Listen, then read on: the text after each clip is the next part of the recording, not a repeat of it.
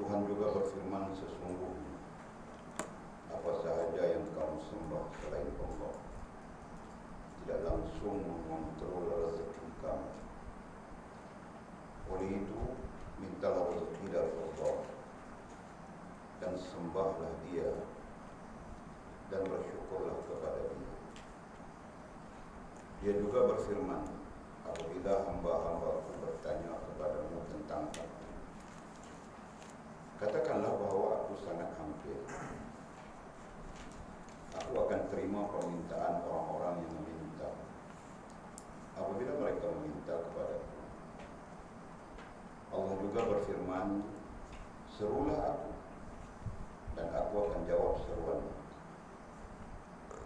Firman Tuhan lagi, sesungguhnya Allah itulah yang memberi rezeki, Tuhan yang maha gagah dan maha perkasa. Seterusnya Tuhan berfirman, sesungguhnya Allah memberi rezeki kepada siapa yang dikehendakinya dengan tidak terhingga. Kemudian ketemu Musannif syarahan yang ke-21. Jadi kita sambung lagi, mengakhiri syarahan yang ke-20 ini. Kemarin kita terus berbincang berkaitan dengan sikap kita, kan? Sikap kita, sikap menjadi perangai kita, dari perangai menjadi tabiat kita. Sikap dipengaruhi oleh akal, perangai dipengaruhi oleh hati, dan tabiat dipengaruhi oleh tingkah laku. Sekarang nampak semua, nampak sudah, nampak datang dengan akal, hati, tingkah laku.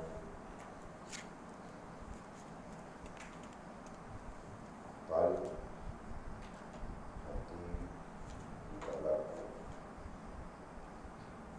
pengaruhnya akan terlihat kepada pribadimu, pribadi. Ini akan terlihat pada sikapmu. Ini akan terlihat pada sikap. Ini terlihat pada perangai. Dan ini akan terlihat pada tabiat.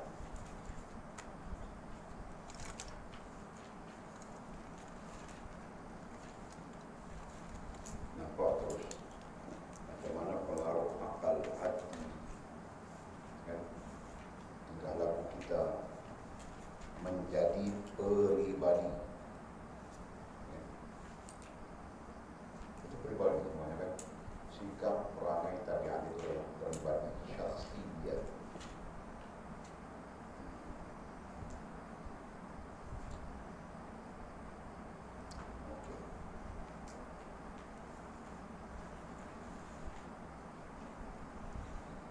Jadi sudah kita jelaskan keseluruhan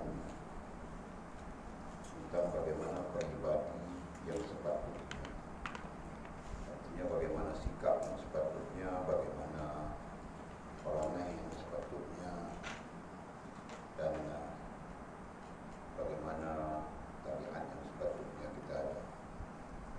Dalam sikap kita macam sikap munafik saja, kan? Perangai kita macam perangai Hindu, tabiat kita macam tabiat orang tiada agama. Jangan begitu, jelaskan.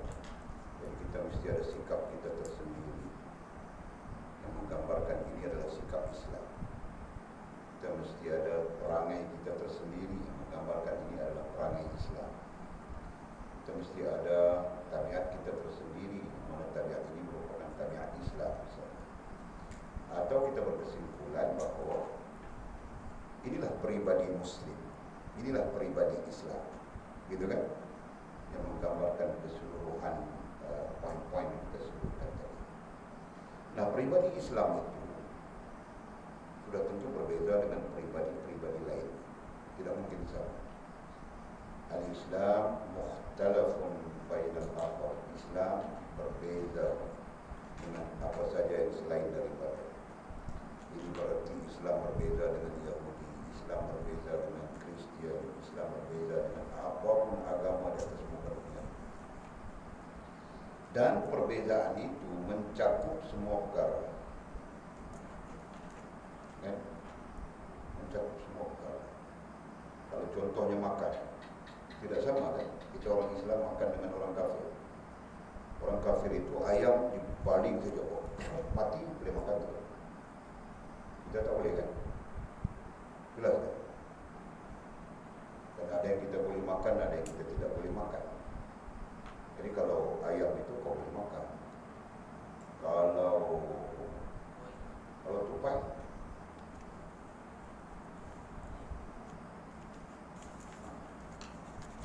boleh kau makan tupai. Kalau kamu tidak mau makan, tidak apa-apa. Goreng tupai jadi. Tupai goreng di mana? Kalau biawak, biawak pun tidak boleh. Kalau babi, anjing mata boleh. Masya Allah. Jadi berarti kita ada yang boleh dimakan, ada yang tidak boleh dimakan. Nah, perbezaan baik. Pakaian, sama kan pakaian kita dengan kafir? Tidak kan? Nah, kita ada pakaian kita tersendiri. Paling dasar adalah menutup aurat, gitu kan? Orang kafir dia tidak pakai seluar pun boleh. Boleh pernah pergi ke pantai di Phuket, pantai Nongkrang, telanjang semua orang. Boleh tidak telanjang, Pak? Pikir telanjang. Dia orang putih itu telanjang saja. Perempuan kah, laki kah, sama saja. Nampak semua. Babat pun nampak. Hanya tunggu saja oleh kuasa sebut tak apa. Syarat kuasa. Aku tidak sebut apa itu. Malu apa. Kan? Nama apa pantai itu? Kranong kan? Di Phuket. Yang orang telanjang semua. Yang masuk situ telanjang. Ustaz ni meronda.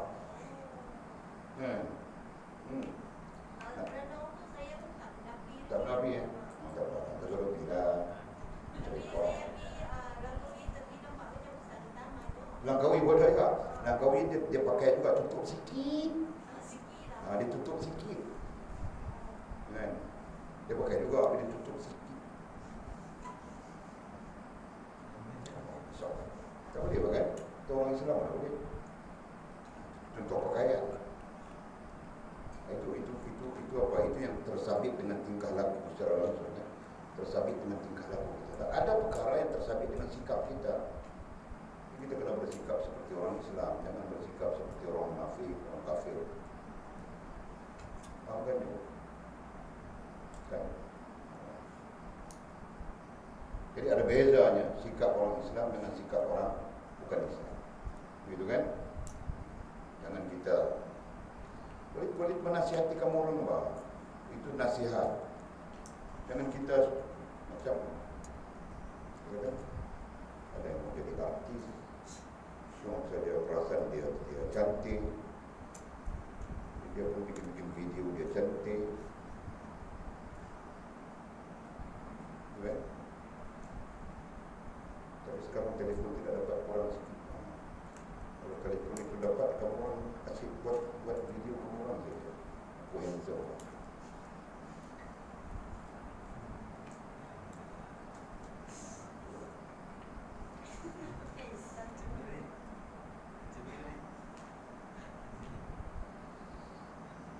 Lepas itu post bang. Tengok gambar aku cantik. Jul kan Jul? Aku tahu kau orang itu. Orang sudah terpengaruh dengan kafir. Orang kafir. Ya. Mana terpengaruh dengan ada seperti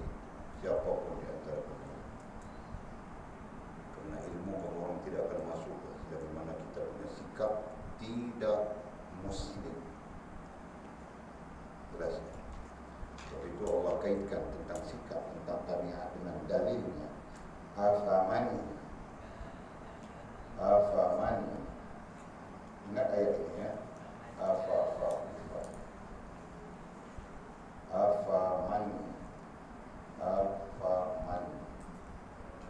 yashrah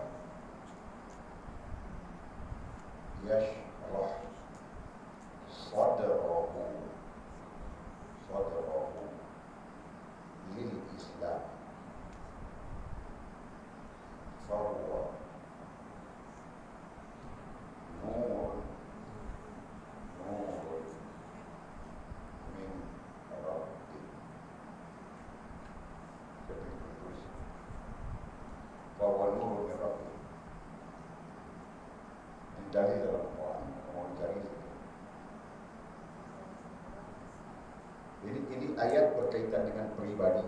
Faman yashrah sadrahu lil Islami fahuwa nurun min rabbih. Cari saja ayat. Okey. Afaman yashrah, bagi sesiapa yang diterangkan oleh Allah Subhanahu wa taala sadrahu.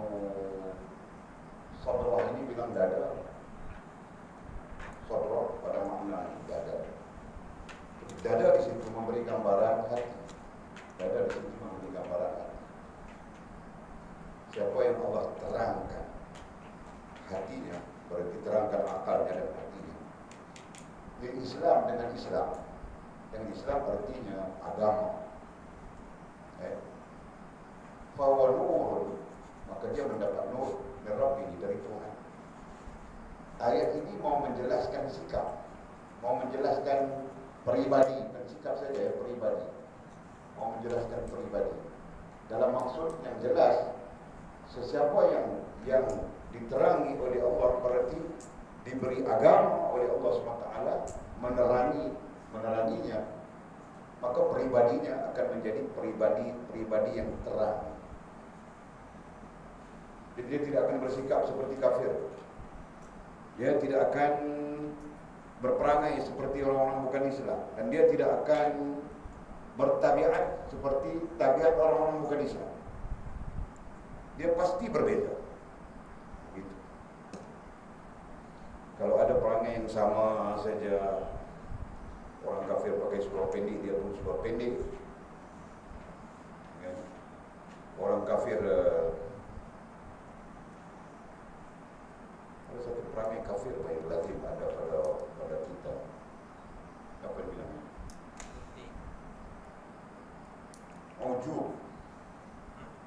Ujub, merasa diri hebat. Itu orang ujub namanya. Termasuk rasa handsome, cantik. Rasa sorong-sorong dia. Kalau tanya Walid, anjung ni handsome kan? Macam tai saja kau punya muka. Kira-kira apa? Siapa pun tanya. Atul jawab, Walid, Atul ni cantik kan?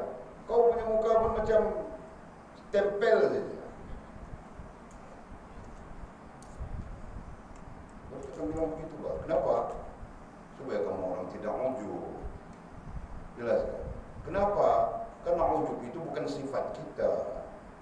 Pertama, ujub itu sifat iblis.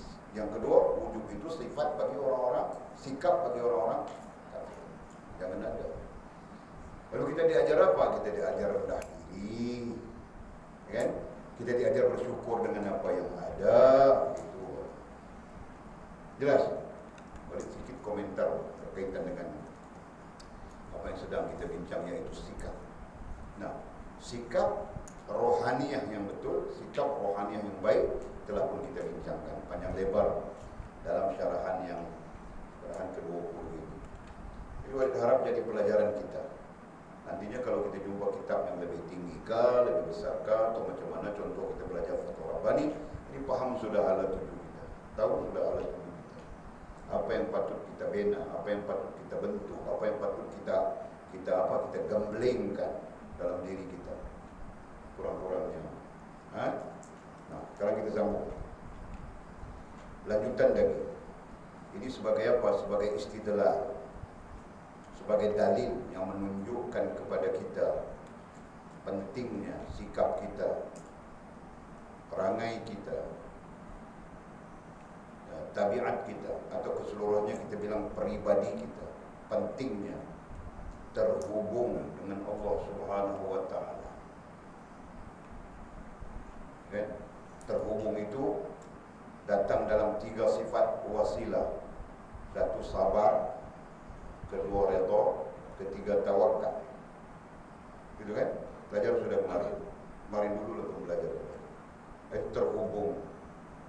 Yang kemudian kita istilahkan dengan hubungan. Penting itu semua.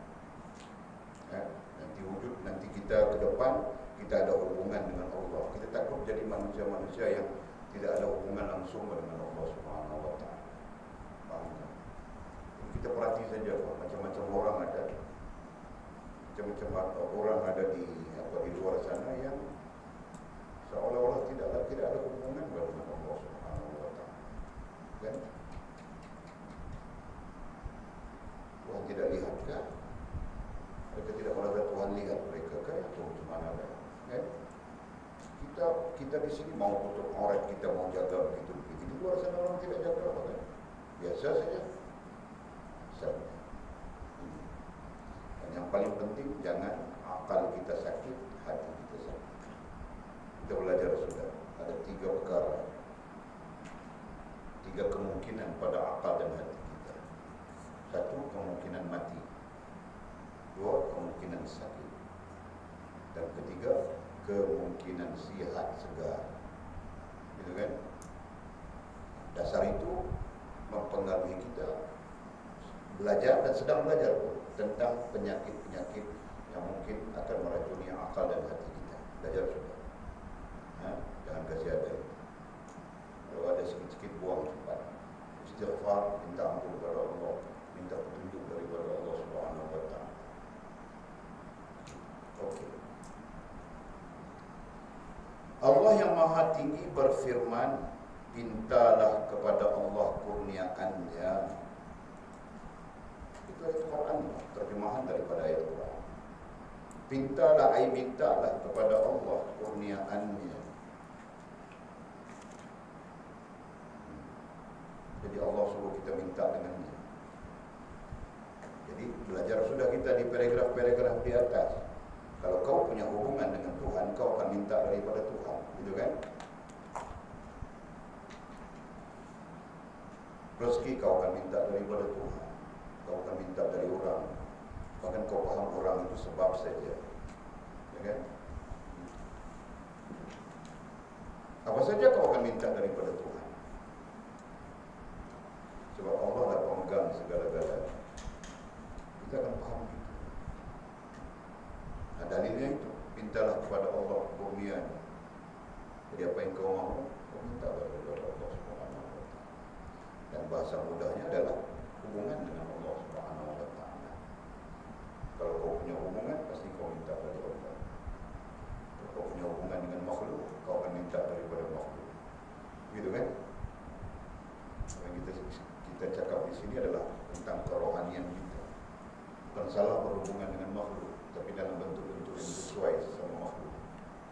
Kan? Adapun keyakinan tetap pada Allah Subhanahu wa Ta'ala.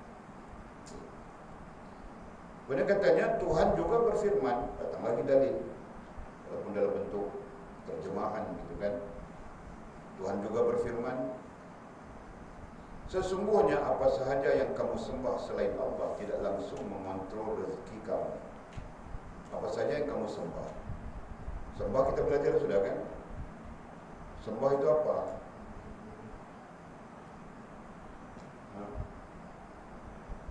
Belajar sudah kan? Nah, sembah itu apa? Sembah itu apa Bang? Kasih penjelasan sedikit.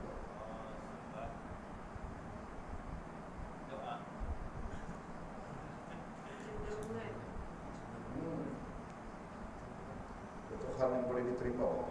Sembah itu antara lain maknanya adalah kecenderungan, okay? Kecenderungan kecenderungan itu bahasa kita kan. Kecenderungan itu akan berlaku melalui akalmu dan hatimu dan tingkah lakumu.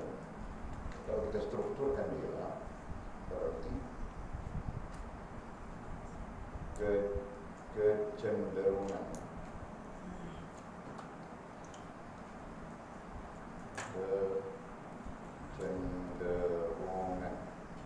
Oke, kecenderungan ini nanti datang pada akalmu. Berarti bagaimana akalmu, datang pada hatimu, berarti bagaimana hatimu, dan tiga tingkah laku, berarti bagaimana tingkah laku. Ya. Jadi kecenderungan itu boleh dipakai untuk sembah.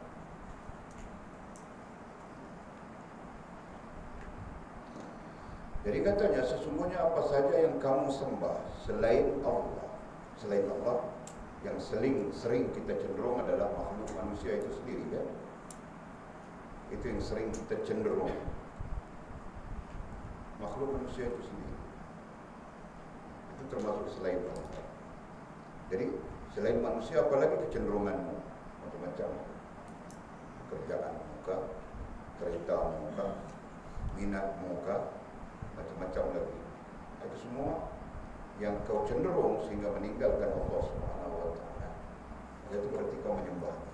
Hal ini Imam Nawawi berbincang di dalam kitab kitabnya Majmu' An-Nawawi. Ada tentang itu. Muhazzab dari Imam Syirazi rahimahullah. Ini kita besar. Tidak sempat orang belajar.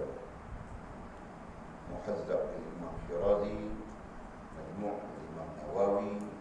Mereka membincangkan tentang konsep sembahan. Satu, kau mengantarkan dahi ke bumi. Konsep sujud sebenarnya. Konsep sujud satu, mengantarkan dahi ke bumi sebagai kemuncak daripada bentuk sembahan. Mengantarkan dahi ke bumi, kita sujud itu kan. Lagi satu adalah kecenderungan. Ya kan? Kecenderungan juga termasuk di dalam sembahan dan sujud maknawi bilangnya. Jadi jangan kita cenderung kepada yang lain selain Allah Subhanahu wa taala. Okey. Kenapa? Karena yang selain daripada Allah langsung tidak mengontrol rezeki kamu. Selain daripada Allah tidak kontrol. Semalam kita bercakap istilah kontrol. Kontrol itu apa? Kawal. Ada lagi istilahnya kan? Tadbir. Itu istilah ilmiah itu. Tadbir. Okay? Selain daripada Allah SWT tidak mentadbir bagi kita punya rezeki. Allah yang mentadbir rezeki. Sesuai dengan dia pencipta, dia pemilik dan dia pentadbir. Maka kita puji-puji saja. Alhamdulillahi Rabbil Alamin. Puji-puji dia kan. Segala puji-puja bagimu ya Rabb. Segala puji-puja bagimu yang mentadbir semesta alam. Alhamdulillah, segala puji-puja bagimu ya Allah. Segala puji-puja bagimu Allah yang mentadbir semesta alam, Rabbil Alamin. Itu kita baca satu hari satu malam 17 kali kecuali anjung menekat.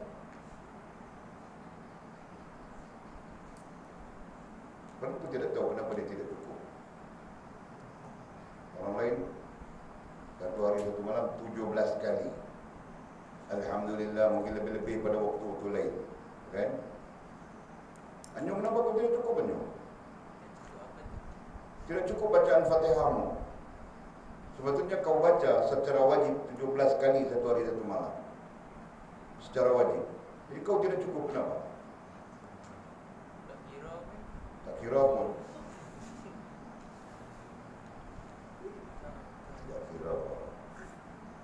Tidak apa-apa tidak kira.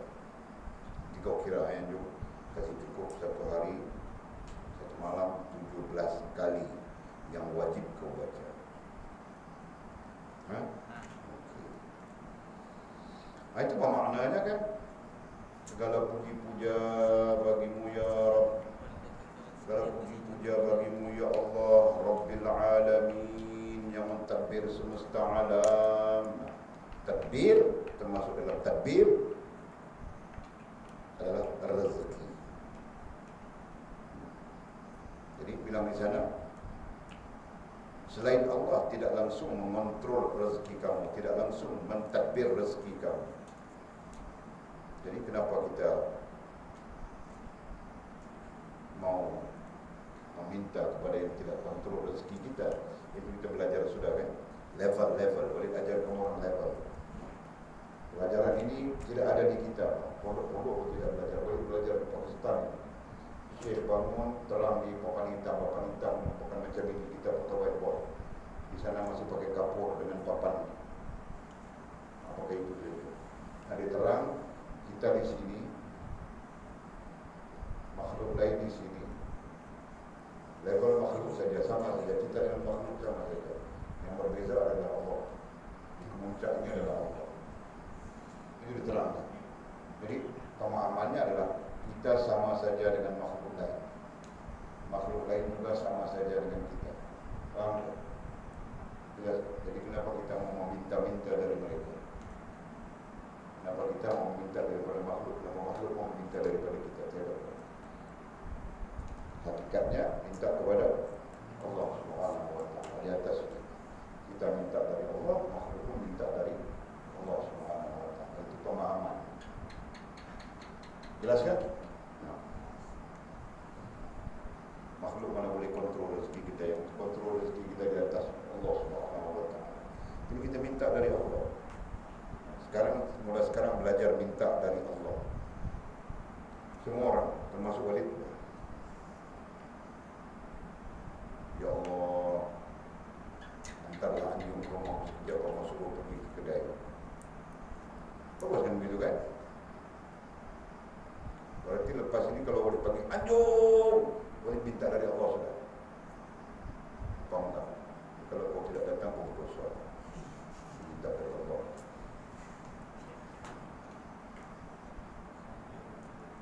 Sama saja. Ekal, berarti Walid minta dari Allah sudah.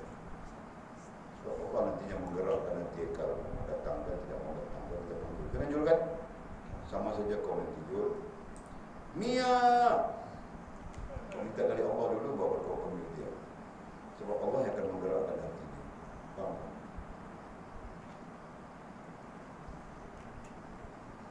Jadi tidak jadi orang ni susah orang lain panggil saja. Okey. Oleh itu katanya, oleh itu mintalah rezeki dari Allah. Oleh itu mintalah rezeki dari Allah. Dan minta dari yang lain. Kita minta dari Allah. Jadi persoalannya, tidak bolehkah kita minta daripada orang ke daripada itu ke? Boleh, kau minta dari Allah dulu. Kenapa?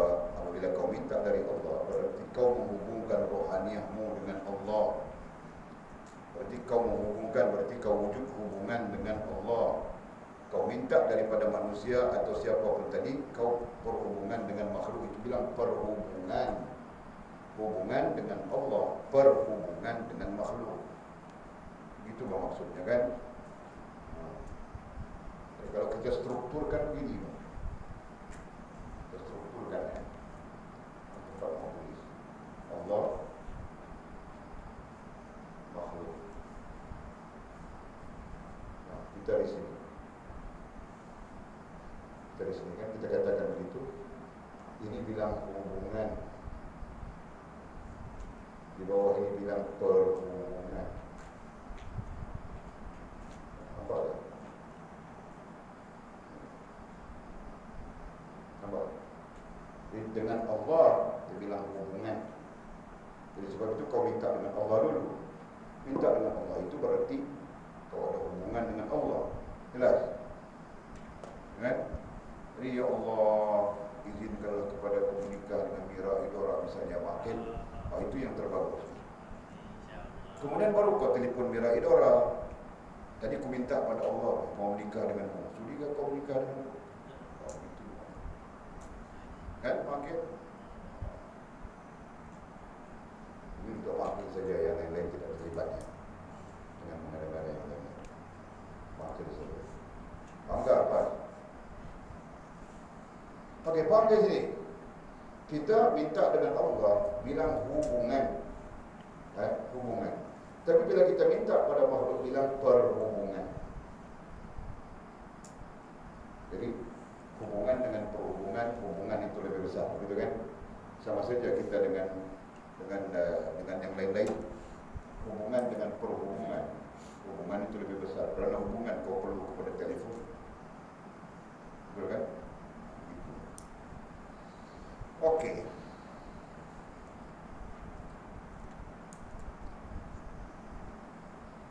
Dan sembahlah dia, anda datang lagi perkataan sembah, cenderunglah kepada dia.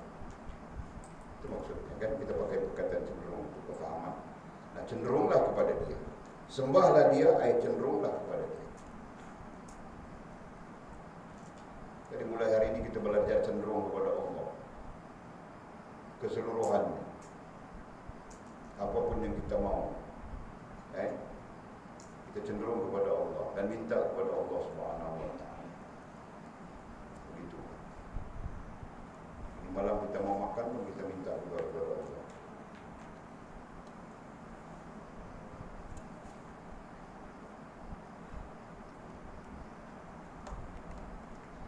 Dan bersyukurlah kepada dia. Dan bersyukurlah.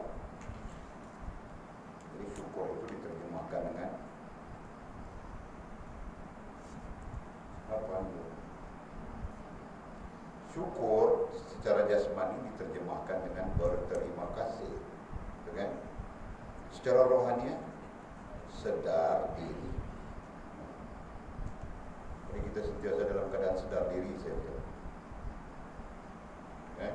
Sedar diri dan berterima kasih, gitu.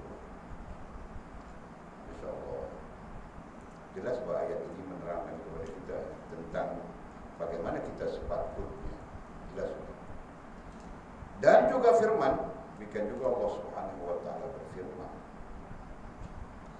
apabila hamba-hambaku bertanya kepadamu tentang aku, katakanlah bahwa aku sangat hampir. Itu ayat Quran juga. Wa idza sa'alaka 'ibadi 'anni fa inni qarib. Kemudian aku akan terima permintaan orang-orang yang meminta apabila mereka meminta kepada aku. Ujibu da'watad da'i. Ujibu da'watad da'i idza da'an. Itu maksud ayat firman Allah SWT. Ya, apa maksudnya? Maksudnya apabila hamba-hambaku bertanya, berdoa. Apabila hamba-hambaku bertanya, berdoa, meminta. Jadi perkataan di sini terhenti dengan bertanya, sebab soal itu ditanya kepada Nabi, kan? Tapi hakikat bertanya di situ sama saja berdoa, meminta, kan? Kepadamu tentang aku, kata Allah, katakanlah bahwa aku sangat hampir. Fa inni qarib, maka sesungguhnya aku sangat hampir. Ini berarti Allah hampir dengan kita. Ini bukan hampir zatnya, tapi hampir ilmunya, kan? Hampir ilmunya, dan ta'aluk kepada ilmu itu qudrat wal iradah.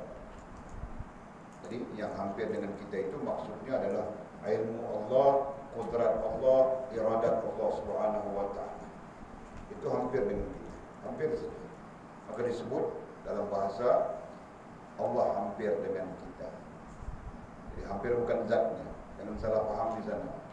Nanti jadi wahdatul wujud. Dibilang Allah hampir, hampirnya di mana? Dalam badan kita. Masya Allah, dalam badan kita. Itu salah. Jadi hampir itu dari segi ilmunya, kan? Dan ta'aluk kepada ilmunya itu adalah qudrat dan iradah. Nah, qudrat Allah hampir sungguh dengan kita, iradat Allah pun hampir sungguh dengan kita, kan? Kalau qudrat Allah itu bilang kuasa, qudrat kita itu bilang keupayaan. Nah, kita pun upaya saja, kan? 3 pinggan nasi, 2 pinggan nasi, Walun saja betul bangkir kan, masih upaya apa? Ini tidak upaya sudah. Semua orang masih upaya, okey. Itu upaya bilang kan. Nah, kemudian iradat bagi Allah diterjemahkan dengan makna kehendak, kehendak. Iradat bagi kita dengan makna keinginan. Macam-macam keinginan kita ada kan. Keinginan itu, keinginan ini ajar sudah tentang. Jadi berarti dekat dengan kita. Keseluruhan itu ta'alluqnya adalah ilmu. Dalam ilmu Allah Subhanahu wa taala. Jadi itu makna hampir. Katakanlah bahawa aku sangat hampir. Aku akan terima permintaan orang-orang yang minta. Allah katanya Allah yang menyebutnya akan menerima permintaan orang-orang yang meminta. Nah, permintaan itu termasuk makna doa tadi. Termasuk makna doa. Ya. Jadi orang-orang yang berdoa maka Allah pasti akan memperkenalkannya. Itu maksud apabila mereka meminta kepadaku. Jadi Allah memperkenalkan doa. Ud'uni astajib lakum. Itu ayatnya di bawah. Ud'uni astajib lakum sesudah itu. Itu ayat yang tadi. Wa idza sa'alaka 'ibadi 'anni fa inni qarib ujibu da'watad da'i idza da'an falyastajibu li wal yu'minu bi la'allahum yarshudun. Itu ayatnya. Hafal tak? Bukan hafal Quran tak? Siapa yang hafal Quran? Tidak ada.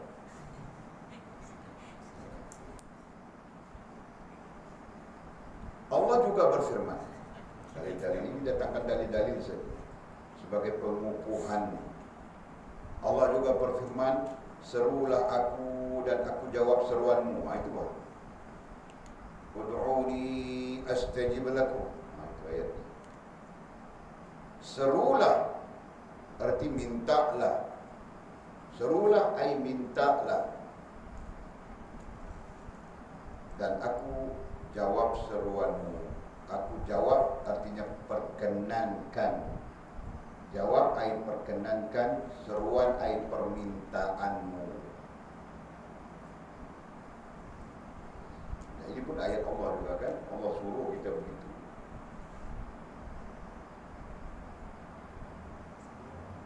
Firman Tuhan lagi, datangkan lagi kepada kita firman Allah. Sesungguhnya Allah itulah yang memberi rezeki. Tuhan yang maha gagah dan maha perkasa.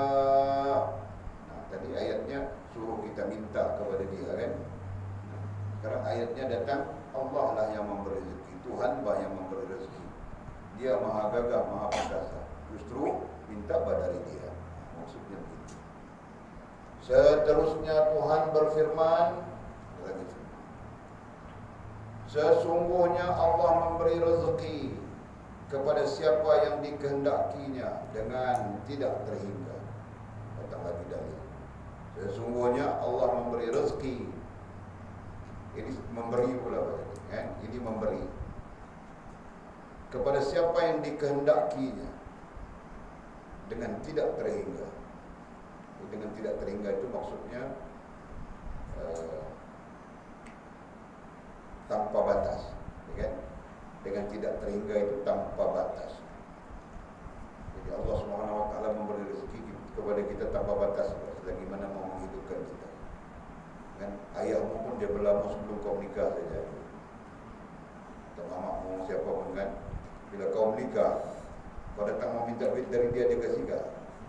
Kau cari sendiri, bah kau pandai sudah ada anak bini sudah kau minta dari pula gitu. Kan? Mungkin kan? Nah, jadi ada limitnya, betul kan? Ada batasnya. Kamu orang pun serupa, sekarang minta daripada ayah, daripada mama, kasih saja dia. Betul kan? Nanti kau sudah menikah semua, kau pikir mama mau kasih duit, ayah mau kasih duit. Kau cari sendiri, Pak. Kau ada lagi, jamaah, minta pada jamaah. Kan? Faham tak? Faham tak? Faham gitu, Pak. Jadi ada limitasinya, ada batasnya. Kalau kau kerja pun serupa saja, kan? Kau kerja dengan satu orang, maka dia bayar kau gaji. Kau minta dia bayar, kau minta dia bayar. Tapi kalau kau tidak kerja dengan dia, kau minta dia kasih tak? Tidak, kan? Kenapa? Karena ada batasnya, gitu kan? Nah, Allah Subhanahu Wa Taala memberimu rezeki tanpa batasan. Kau belum kerja lagi dia kasih rezeki sudah. Bukan kerja apa? Kau dalam rahim ibumu pun sudah Allah Subhanahu Wa Taala merezekikanmu. Apa yang ibumu makan kau juga makan bagi dalam sana, betul kan? Nah, kan? Apalagi kau keluar di dunia ini, kau tahu apa? Atau teriak saja, teriak saja, kan? Kecuali anjung orang, anjung dia tidak teriak boleh. Bagus sudah. Kan? Sila ayahnya bilang bahwa masa kecil itu nangis saja dia. Ya, bohong dia. Mana tahu itu kau saja yang tahu, kan? Kau Mimi nangis tak? Tanya kau. Kau tidak tahu? Ha? Mamamu tidak cakap. Ayahmu tidak cakap juga. Tidak. Cakap ke tidak? Dia cakap apa? Dia cakap apa? Kau Mimi bagus, kecil-kecil tidak nangis. Mesti dia cakap kau nangis kuat, kan? Bah, sama saja. Macam kami pun ekal pun nangis kuat.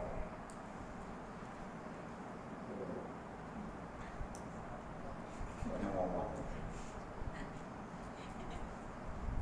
Tapi sekarang dia besar, dia tidak nangis lagi. Alhamdulillah. Jadi itu saja, kan?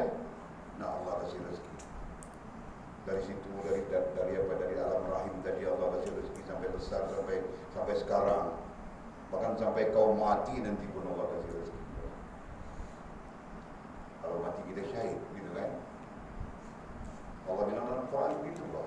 Orang jangan terkejut. Coba bunyi ayatnya. Wala tahsabanna alladhina qatilu fi sabilillahi amwat bal ahya'un 'inda rabbihim yurzaqun. Jangan kamu sangka orang yang mati syahid itu mati, bahkan mereka hidup di sisi Allah Subhanahu Wa Taala dan diberikan rezeki. Orang mati syahid, faham? Ini macam mana kita mau mati syahid kita?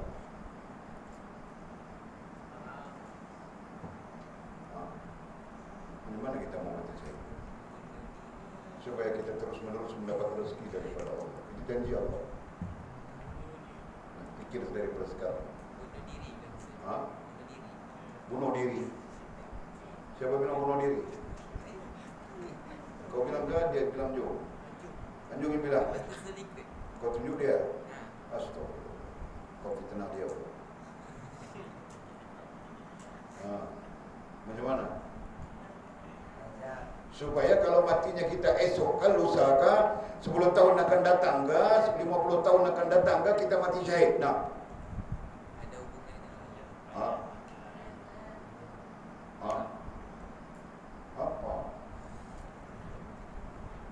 Apa jadi? Apa sila? Apa jadi?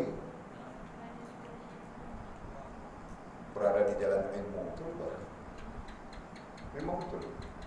Sebab itu Imam Nawawi rahimahullah ta'ala ketika disuruh oleh gurunya Imam Syafi'i, kau sampaikan ini, dia bilang aku murid.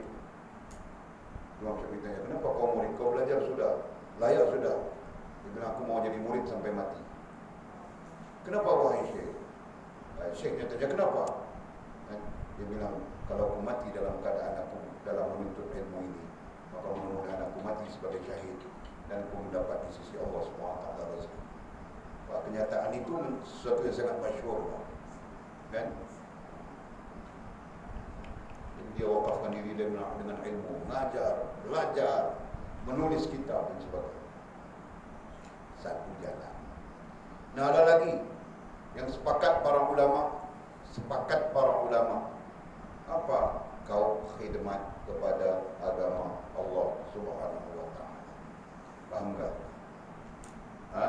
Kau khidmat kepada agama Allah Subhanahu wa taala. Dengan niat itu, dengan kesungguhan itu, matimu di mana pun kau mati syahid dengan izin Allah Subhanahu wa taala. Faham tak? Kalau kau tiada niat itu dan tiada kesungguhan itu, kau mungkin mati macam orang lain, mati kencing manis. Faham tak? Mati kencing manis,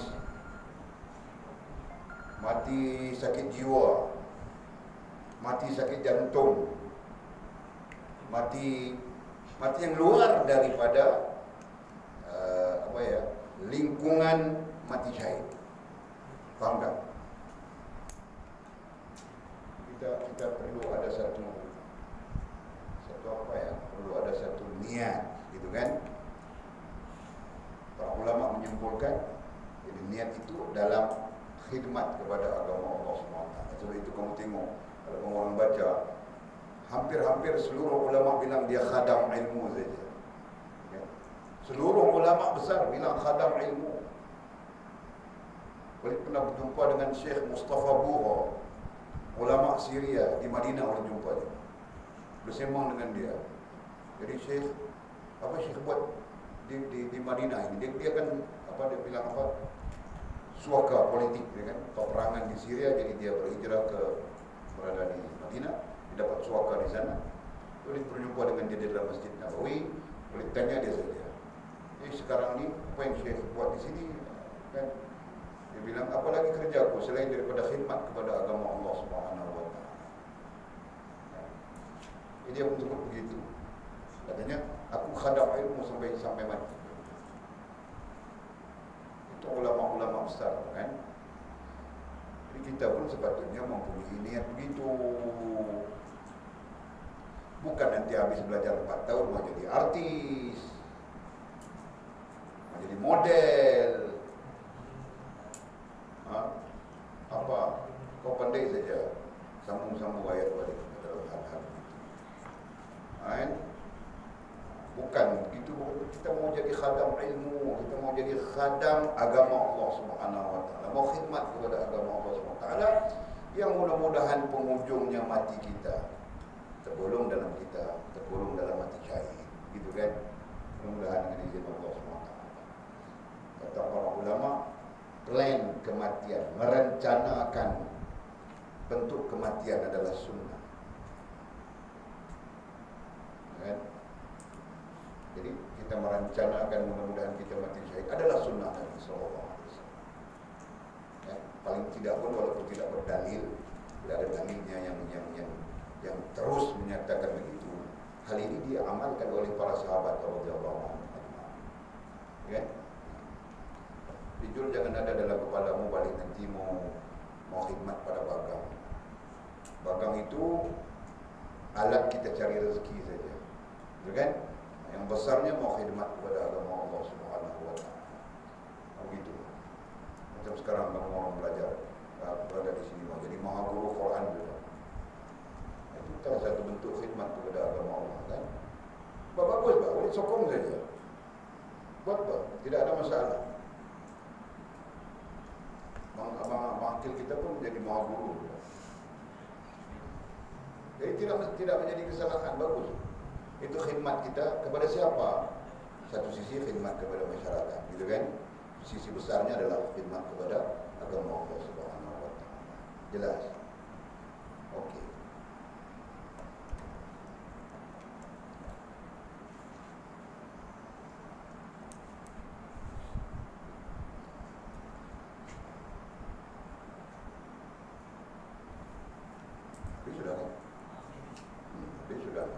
Okey. Jadi berdasarkan kepada firman Allah SWT, walaupun didatangkan dalam bentuk makna maudhu'i, lafzi pun ada, maudhu'i pun ada. Di penterjemahnya mungkin dia bukan ahli dalam soal tafsir, jadi dia pakai saja makna maudhu'i ada, makna lafzi ada. Kita tidak kisah di situ, kan? Cuma yang kita mau faham, dalil ini menunjukkan kepada kita bahawa hubungan dengan Allah Subhanahu wa taala itu sangat sangat penting, walaupun dalam bentuk doa, walaupun dalam bentuk permintaan dan sebagainya. Sangat-sangat penting. Nah, kita kesimpulan. Kalau hubungan dengan Allah Subhanahu wa taala itu sangat penting, berarti membina hubungan itu sangat penting. Gitu kan? Nah, membina hubungan itu maksudnya kau bersihkan akalmu, kau bersihkan hatimu daripada akalmu daripada syak wa sangka, hatimu daripada buruk sangka. Sangat mustahak itu. Nah, karena itu dalam kitab ini yang kita belajar, besok kita belajar kitab ini Fathur Rabbani. Jadi buka saja apa nama ni, majlis yang pertama mula Syekh Abdul Qadir mengajar kita tentang nafsu, kemudian mengajar kita tentang sabar yang sedang kita baca sekarang. Yang kesimpulannya nanti adalah bagaimana mau melawan nafsu. Itu yang akan diajar. Melawan nafsu berarti kau membersihkan, kau melawan nafsu berarti kau berusaha membersihkan akalmu dan hatimu. Faham tak? Dia punya rentetan itu. Jadi sebab itu bilang kamu orang sudah selesai syarahan yang ke-20 baru patut kita baca Fathur Rabbani. Tapi kita terawal sedikit kan. Nah, tidak ada masalah kerana kamu orang belajar sudah daripada asas usul dan daripada Fathur Rabbani. Boleh lihat kamu orang kalau mau kita besar lagi pun boleh sudah. Cuma kamu orang masih lagi macam apa ya, masih lagi macam mabuk ketok. Tahu mabuk ketok? Tidak tahu kan? Macam orang-orang bongkar bangun tidur dia orang.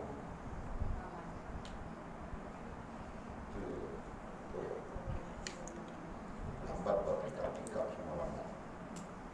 Daya tanggapnya lemah. Jadi mau jelaskan lagi, daya tanggap itu perlu diperbetulkan. Dasar kepada daya tanggap yang kuat adalah pertama, faham asas usul, faham betul. Dasar yang pertama. Dasar yang kedua adalah zikir yang Walid ajar pada kamu orang, Walid ijazahkan sudah pada kamu orang. Zikir pembuka rohani dalam Fathur Rahman itu perlu dibaca, perlu diamalkan. Minimum. Kau tidak boleh maksimum, kau minimum saja. Sebut sudah kan, 7 saja. Penting supaya terbuka rohaniah kita. Akal kita bersih saja, hati kita bersih saja. Turun terus sampai sukma kita pun bersih saja, menerima ilmu dan mengatur ilmu dalam diri kita. Itu sebabnya. Jadi baca, diwiridkan, dizikirkan. Jangan tidak diwiridkan, tidak dizikirkan. Ada masa nyanyi saja, cakap saja sampai jam 3 pagi. Ketawa lagi. Selalu saya berkata, suara fas paling kuat. Nombor 2 sila. Boleh dengar buat. Suara kamu orang jam 2:30 pagi, 3 pagi sampai rumah Makcik Hijau. Betul kan? Hijau. Betul kan Hijau? Kita di atas bukit, kamu orang tahu tak? Kita di atas bukit. Kau ketawa saja. Jin dalam hutan itu mendengar bawah sana. Selalu saja boleh dengar. Marah sudah marah banyak kali. Boleh tinggal lagi mau pasang itu apa? CCTV saja. CCTV yang rakam. Kau ketawa ke, kau apa ke, keluar dari CCTV. Pasang di surau ini. Bisa dengar semua. Ini jam 3:30 pagi. Masih ketawa-ketawa.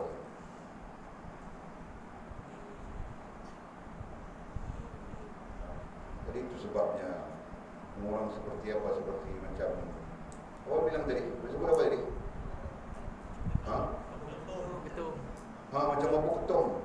Itu sebabnya betul. Jadi kepala kamu orang jadi dia tidak bersedia untuk menerima maklumat dalam keadaan yang cergas gitu. Faham tak?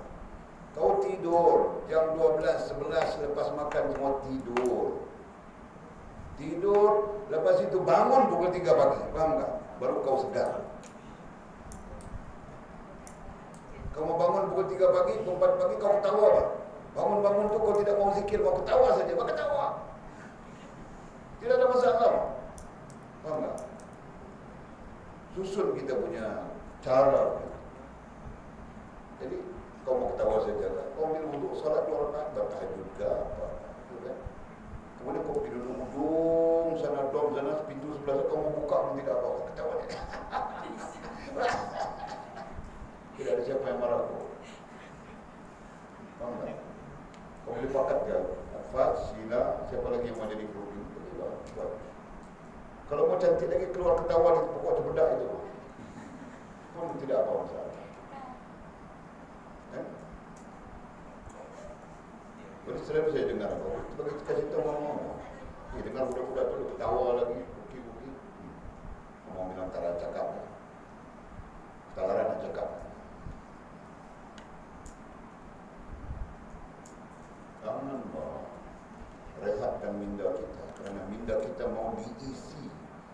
Faham tak? Minda kita macam bekas, mau diisi.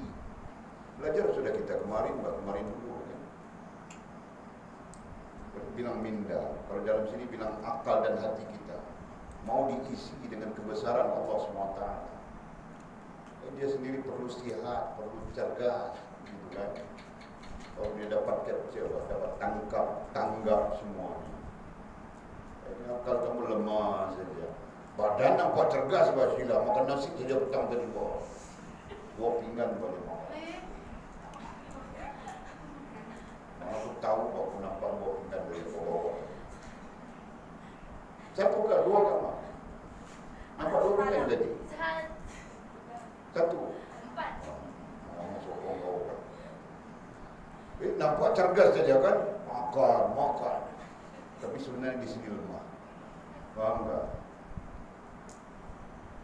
Kena jaga itu. Okey.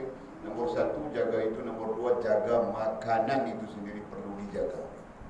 Jangan suka-suka membeli di luar sana. Walid nasihatkan kamu orang saja.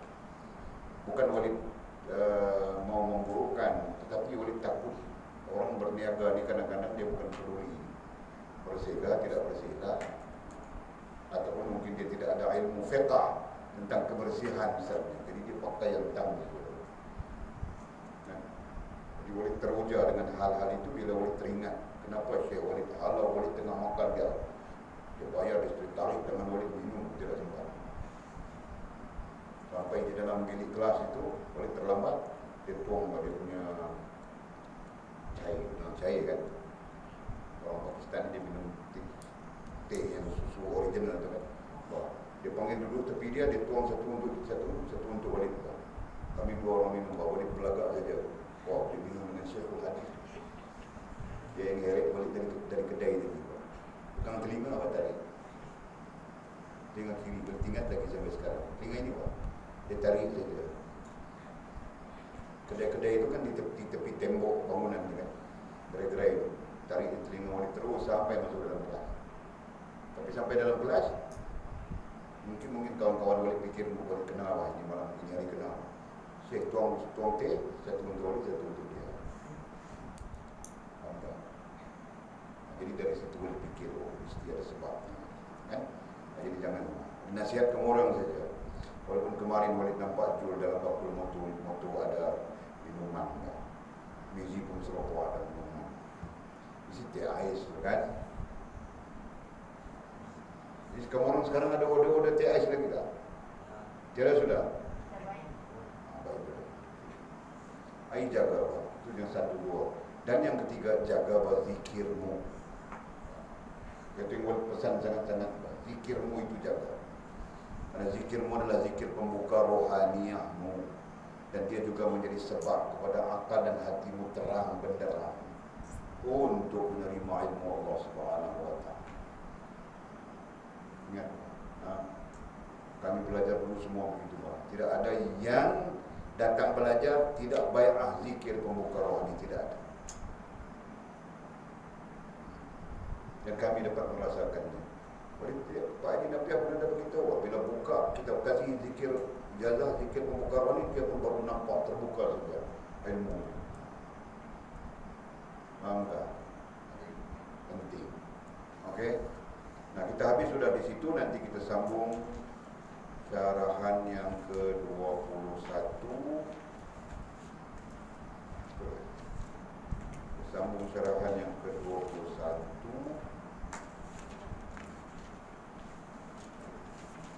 Mana sudah?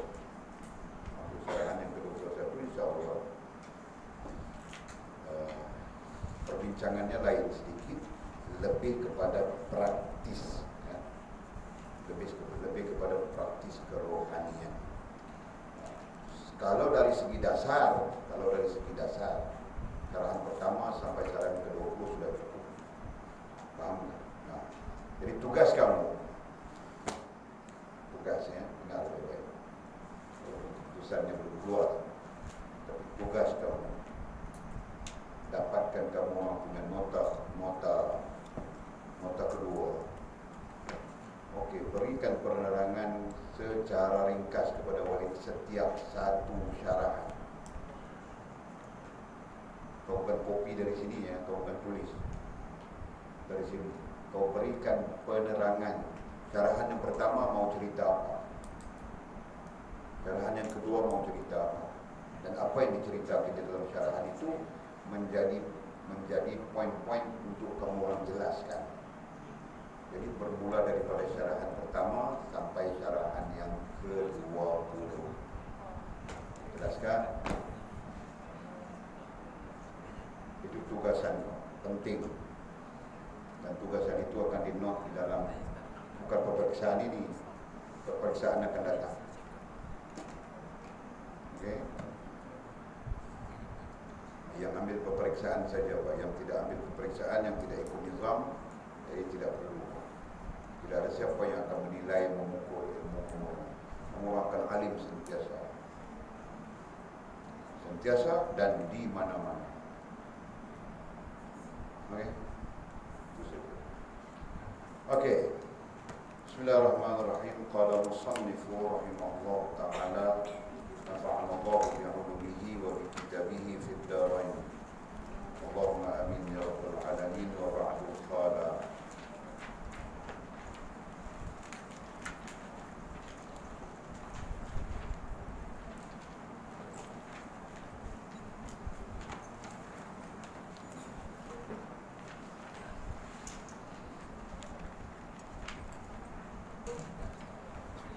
hormatilah majlis ulama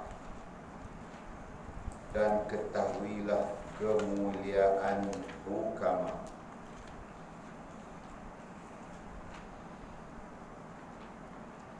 Dan jangan lupa untuk membalas setiap kebaikan yang engkau perolehi daripada orang yang melakukan kebaikan kepadamu. Sekiranya engkau tidak mampu, maka berdoalah untuknya, berpalinglah daripada orang yang jahil, dan berlembut dengan orang yang bodoh, dan berbincanglah hal urusanmu dengan orang-orang yang takutkan Allah Subhanahu wa ta'ala. Bantulah saudaramu yang dizalimi dan kembalikan dia pada jalan kebenaran sekiranya dia melakukan kezaliman, dan berikan kepadanya haknya daripadamu, dan janganlah engkau meminta hakmu daripadanya. Permudahkan kepada orang yang berhutang, berlembutlah dengan janda-janda, yakni ibu tunggal dan anak yatim. Dan muliakanlah orang yang bersabar di kalangan fuqara, yakni fakir. Dan kasihanilah mereka yang ditimpa ujian di kalangan orang-orang yang kaya. Dan janganlah engkau dengki seseorang pun disebabkan sesuatu nikmat dan janganlah engkau mengumpat sesiapa pun. Ini sebahagian daripada sambungan kita ya, kita sambung berkaitan dengan istiqamah. Kita belum habis bercakap tentang istiqamah, panjang lebar ini. Jadi istiqamah bukanlah bermaksud beramal secara berterusan. Itu satu bentuk fahamannya. Tapi boleh jelaskan berulang, kita sedang bercakap tentang diri istiqamah bagi mendirikan istiqamah. Kita sedang bercakap tentang itu. Dasar istiqamah yang daripadanya baru akan dikira sebagai istiqamah apa yang kau lakukan. Ini berarti kalau kau hari-hari wirid 100 belum tentu dia boleh dicabitkan dengan istiqamah. Belum tentu dari segi sabitan. Sekiranya dasar-dasar istiqamah itu tidak ada pada dirimu. Itu maksudnya. Jelas sudah kan? Berulang-ulang sudah boleh sebut. Okey. Jadi antara dasar istiqamah itu adalah hormatilah majlis ulama. Antara dasarnya adalah menghormati majlis ulama. Yang kesimpulannya adalah menghormati ulama. Itu saja. Ya. Jadi kalau yang namanya ulama, kita perlu hormat. Bukan ulama saja, orang alim pun kita perlu hormatnya. Itu. Dia ada perbincangan berkaitan dengan kenapa kita perlu menghormati orang alim misalnya. Ada perbincangan dengan ulama berbincang. Antara katanya, orang alim itu dia berada di dalam rahmat Allah sekalipun dia zalim. Itu pandangan ulama. Namanya alim, dia ada di dalam rahmat Allah sekalipun dia zalim, sekalipun dia jahat. Kenapa? Karena besarnya ilmu, karena mulianya ilmu, karena besarnya ilmu, maka dia berada dalam rahmat Allah. Hanya Allah menguji dia. Faham tak? Itu. Jadi sebab itu ada hadisnya sebutkan. Ada hadisnya bilang, ittaqu zalzalatal alimin. Takutlah olehmu zalzalah. Apa zalzalah? Zalzalah ini maksudnya kekeliruan orang alim. Ittaqu zalzalatal alimin fa innahum pernah dengar hadis ini? Lupa sudah. Takutlah kekeliruan orang alim kerana mereka berada di dalam petunjuk Allah Subhanahu wa taala. Kekeliruan itu sebagai ujian bagi mereka. Dan sememangnya orang alim pun akan keliru. Gitu kan? Jadi dalam hadis dia bilang takutlah berarti kau jangan fitnah mereka. Kadang-kadang ulama itu keliru. Kau jangan fitnah mereka, gitu kan? Kau jangan menuduh mereka yang bukan-bukan. Itu maksudnya. Terkait dengan apa yang kita bincangkan. Hormatilah majlis ulama. Jadi keterkaitannya adalah hormatilah orang alim. Selama mana namanya ulama, selama mana namanya alim, kita perlu menghormati. Begitu.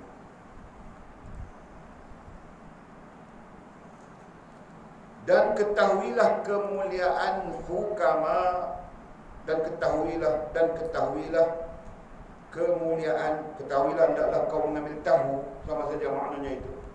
Kemuliaan hukama. Hukama di sini pada warid maknanya arif billah. Jadi ulama itu satu, kita bincang sudah kan. Hukama itu adalah arif, arifin. Masih ingatkah kita bincang? Ingat kan? Siapa yang tidak ingat? Kita bincang sudah itu hari.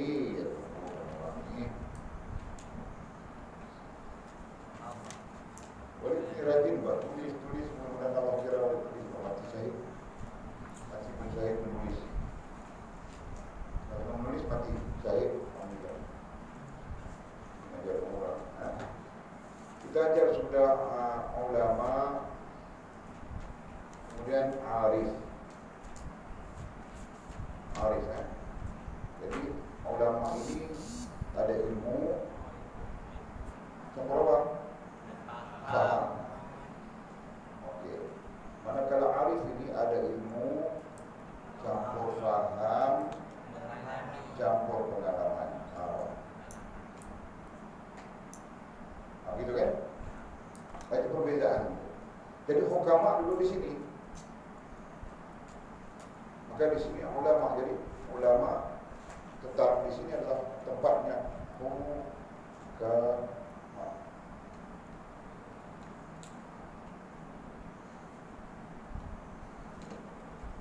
Di tempatnya arif.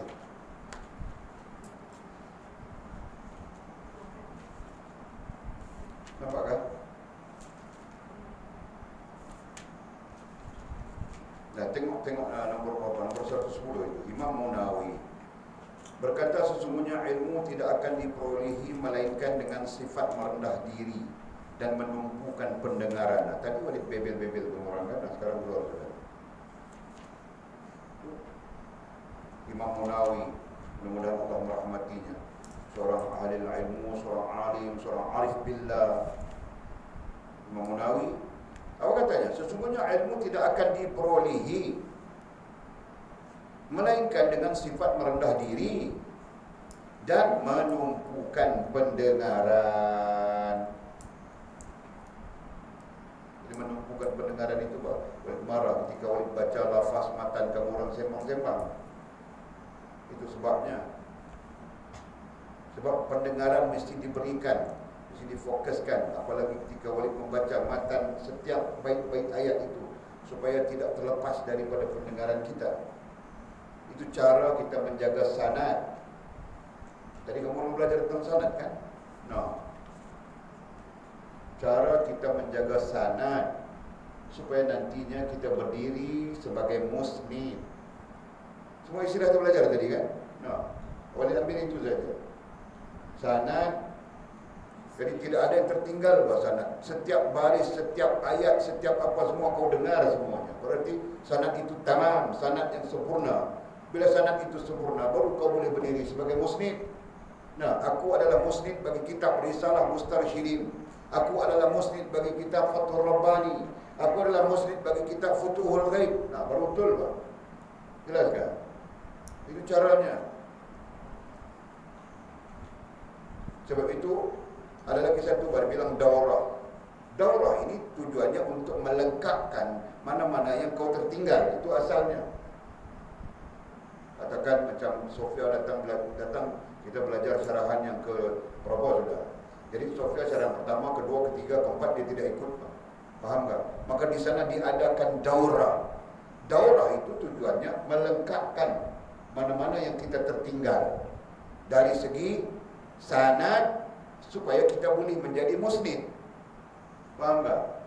Itu. Jadi sebab itu penting. Kalau boleh jangan ada yang tertinggal, Pak. Apalagi kamu orang yang dengan Walid.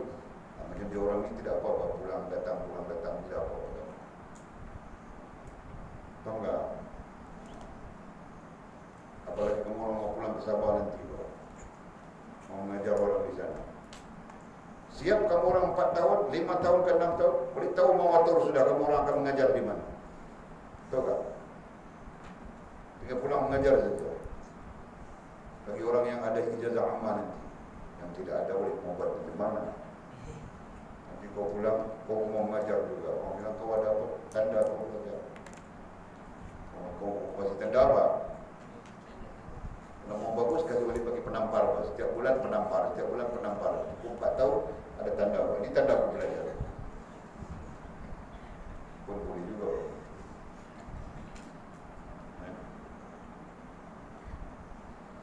Kamu orang tahu kan? Tapi tidak boleh cerita dengan kamu orang. Nanti kamu orang tanya-tanya saja. Sekarang orang tanya saja. Adakah pelajar-pelajar yang boleh sini boleh mengajar bulan puasa? Tazkirah bulan puasa. Tanya saja semua.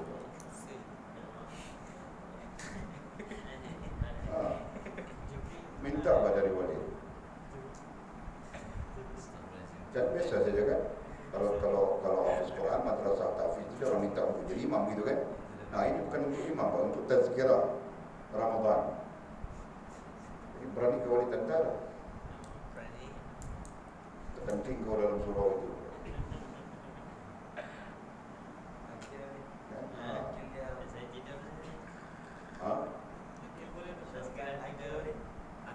Semua itu cerita tentang apa? Tentang permintaan orang. Ya. Nah di Sabah sana ada yang tanya Walid sudah. Pusat Mu'alaf Sabah mau bikin kelas pengajian. Nah, tanya Walid, adakah student-student yang dah habis daripada kita punya sistem untuk mengajar di sana? No. Belum habis lagi. Walid bilang kamu orang baru 1 tahun saja. Ya. Gaji itu, bergaji itu, kau pulang mengajar di situ, bergaji itu berbayar itu. Kalau mau cari makan maksud Walid kan. Kemarin dah daripada IPDAS, Institut Pengajian Dakwah Sabah, itu kan? IPDAS. Di mana itu? Di Kudat, betul. Kemarin tu, boleh cakap-cakap dengan dia orang, sama-sama dia orang minta kalau ada student-student yang habis dari sini, boleh hantar untuk dia orang. Untuk mengajar, faham tak? Boleh tanya, boleh bilang kenapa mau student kita? Dia orang bilang sistem kita. Pokoknya sistem kita sudah dibincangkan oleh orang di luar sana. Faham tak? Jadi kalau di IPDAS tu dia orang bilang mau talaqi muhasarah, mau mengajar macam ini. Sebab dia tidak boleh sistem baca kitab saja, orang tidak faham. Nampaklah sekarang. Berarti potensi kamu orang besar. Kamu orang saja malas-malas. Rajin ke sila? Kau sendiri mengaku, boleh cakap saja. Pokoknya kau sendiri mengaku. Rajin ke Lina? Rajin Kanjung? Kanjung rajin buat dia. Tapi tidak masuk periksa. Dia rajin ke, dia malas ke, kita boleh buat apa? Nah, kita boleh bising sebab kita kasih dia makan saja. Kalau dia beli makan sendiri, tidak makan barang kita tidak boleh marah dia. Kita boleh marah sebab dia tidur tempat kita saja. Kalau dia tidur bawah pokok sana, stesen bas stand sana, kita pun tidak boleh marah dia.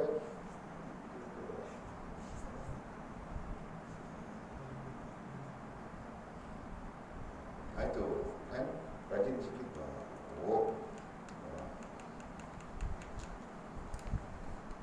Mungkin kita hantar praktikal dulu kan. Dulu pernah berbincang dengan grup-grup lama di hantar praktikal di Sabah. Tapi belum hantar Sabah lagi, belum hantar lagi dah sudah sanggup dengan orang Sarawak. Ya rezeki. Nah, jadi faham itu. Ketahuilah kemuliaan hukama, berarti kemuliaan orang yang arif. Ini bukan senang ya, mau berada di posisi arif ini susah. Selain daripada ilmunya, pengalamannya di situ kan, kefahamannya, dan Allah Subhanahu wa taala mengangkat mereka. Ini satu hal yang kita perlu faham, perlu sedar. Nah, justru itu kita berbalik kepada berusaha supaya kita menjadi orang yang hukama itu, orang yang arif itu, dengan sifat merendah diri dan menumpukan pendengaran. Awalnya bercakap di situ tadi. Kemudian penjelasannya sifat rendah diri murid kepada gurunya. Ini satu hal lagi.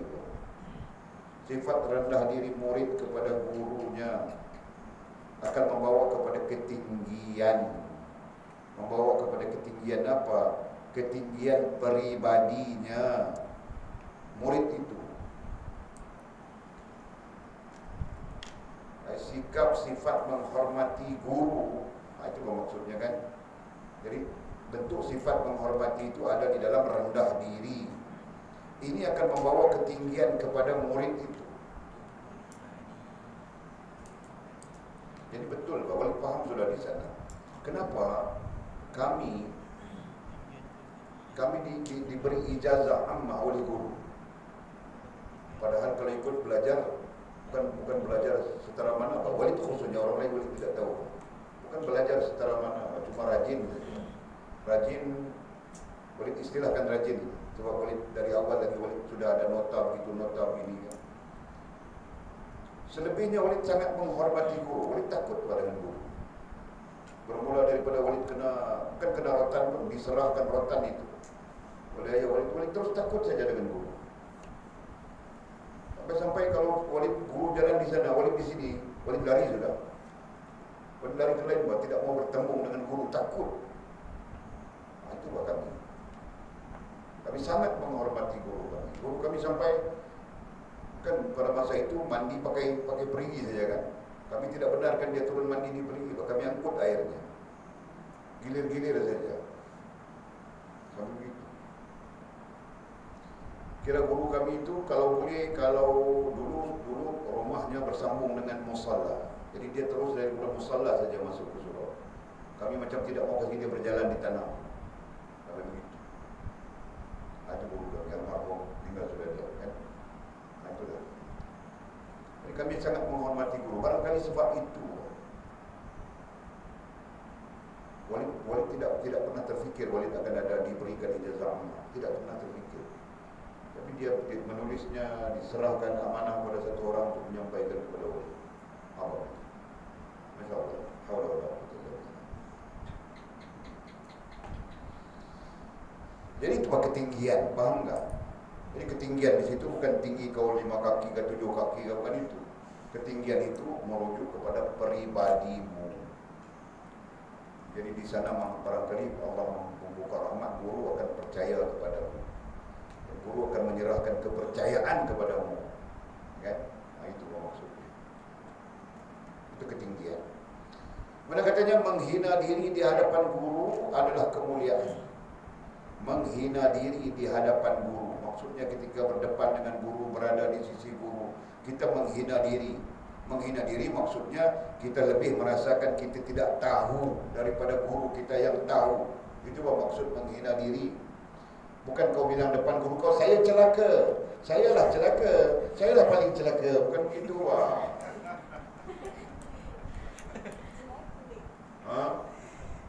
Itu bukan menghina diri, itu bodoh.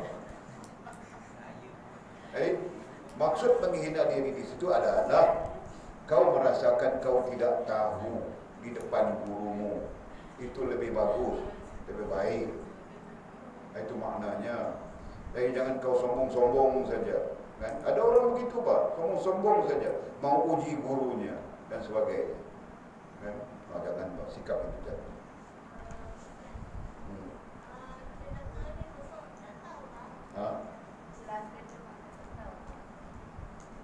Apa? Kadang kata celaka tu maksud tak tahu ke? Bukan tak tahu.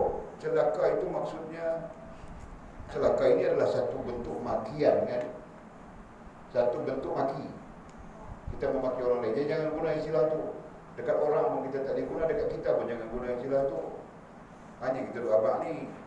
Yang cerita ni menghina diri di hadapan guru. Maksud menghina diri itu bukanlah kita kata saya bodoh, saya bahlul, bukan. Maksudnya kita tidak merasakan kita lebih tahu daripada guru kita. Okay? Itu Walid ajar sudah adab itu kan. Awal-awal Walid ajar sudah. Kau harus meletakkan dirimu bagaimana ketika kau mau belajar. Awam apa? Kan ada sifat-sifatnya begitu kan? Nah. Jadi kalau kau meletakkan diri kau sebagai orang alim, apalagi setaraf dengan gurumu, kau tidak boleh belajar. Katakan rantau mau datang belajar, dia meletakkan diri, dia sama saja dengan Walid. Dia mau belajar macam mana? Walid cakap saja dia nampak salah sudah. Betul kan? Itu tidak betul, ini tidak betul. Jadi macam komik sudah. Kawan-kawan gemurang datang seperut dengan gemurang. Kawan baik juru. Akhirnya dia pandai saja. Apa yang kita ajar tidak betul. Dia dapat saja maklumat daripada orang. Jadi dia yang betul. Ya. Oh, Masya Allah. Okey. Fahamkah yang tadi, fahamkah? Okey. Dan tunduk kepadanya adalah satu kebanggaan katanya. Tunduk kepadanya. Apa maksud tunduk di sini? Sama saja dengan merendah diri tadi semuanya itu. Sama saja. Jadi, tunduk kepadanya adalah satu kebanggaan bilang. Kebanggaan apa? Ada pendapat yang mengatakan kebanggaan itu adalah kebanggaan Nabi, Rasul, dan ada pendapat mengatakan itu kebanggaan para malaikat kepada Allah Subhanahu wa taala. Kerana bila kau tunduk kepada gurumu, berarti kau bersedia menerima ilmu. Itu bahasanya.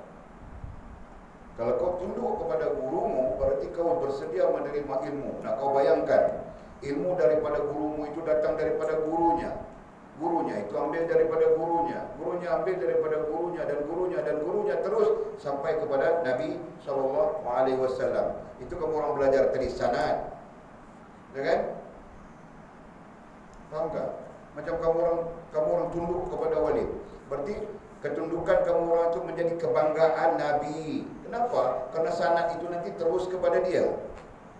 Yang sebagian yang lain bilang kebanggaan para malaikat. Kenapa? Kerana hamba Allah SWT ini telah menunaikan satu tuntutan wajib, namanya menuntut ilmu. Begitu Pak, jelas tak? Itu kebanggaan maksudnya.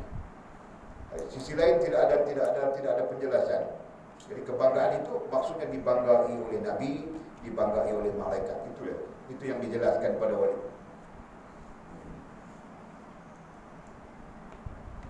Jadi kau tunduk kepada gurumu. Bukan kau bangga-banggakan dirimu, kau rasa kau hebat, cakap pun tidak mau dengar.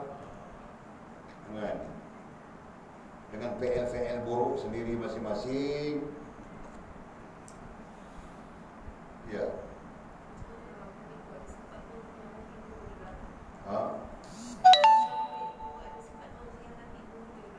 Dia berdosa. Mengkhianati guru itu berdosa. Satu, itu yang paling umum. Cuma dalam konteks lain, mengkhianati guru, dia tidak akan dapat ilmu dari sanad guru. Itu paling soreh diterangkan dalam kitab Adabul Murid. Dalam kitab kita yang kita baca kadang-kadang adab untuk ilmu itu, dalam itu ada satu kitab nama dia Sulukil Murid. Adab Sulukil Murid. Kita tengok itu. Salah satunya adalah menderhaka guru, bercakap dengan guru, memutuskan sanad ilmu. Tidak layak sama sekali. Tak boleh bagi ijazah pun. Kalau guru nak bagi ijazah tu tak boleh. Salah dari segi disiplin ilmu. Ilmu lain kita tak tahu. Tapi kalau ilmu yang namanya iman, Islam, ihsan, sama sekali tak boleh. Dia perlu batal sehingga dibai'ah semula. Ada macam tu. Ada macam masa kami belajar dulu ada student yang canggah dengan guru, lepas tu guru oleh kerana guru marah, rotan dan sebagainya, dia bercanggah, dia mengamuk sebagainya. Ada, jadi guru suruh balik. Itu pasal guru suruh balik kan? Jadi dia nak balik tak boleh sebab ayahnya marah. Jadi dia duduk saja. Duduk pun guru takkan suruh dia belajar. Dia duduk. Sampai dia sendiri rasa dia duduk. Apa belajar pun tidak semua, akhirnya dia pergi. Yang budak tu gila akhirnya. Jadi sebab itu boleh takut bahawa cakap hal-hal begini. Kita mahu tanya, ada 2 orang pelajar yang Walid kenal sama belajar dengan Walid gila kerana menderhakai gurunya. Mungkin makam guru Walid di situ kan, makam dia. Bila dia marah, dia rasa tidak puas hati, dia marah kepada murid. Jadi sampai-sampai Allah Subhanahu wa taala gila sama saja, sama naik gila. Orang ya. Jadi sebab itu Walid kadang-kadang mau cakap pun Walid takut, Walid jaga percakapan Walid. Kadang-kadang Walid mau marah saja dengan anjung, tapi Walid takut mau cakap. Bukan takut dengan anjung lah. Anjung ini Walid macam itu berdebar. Tapi Walid takut cakap Walid itu nantinya memberi kesan kepada dia. Bukannya apa dengan orang-orang lama. Daripada ini ada orang Amin. Oleh cakap kau jangan ambil jatuh 3 hari kemudian jatuh. Yazid pun serupa. Dengar cakap kau jangan menjadi jatuh. Siapa lagi yang boleh cakap jangan?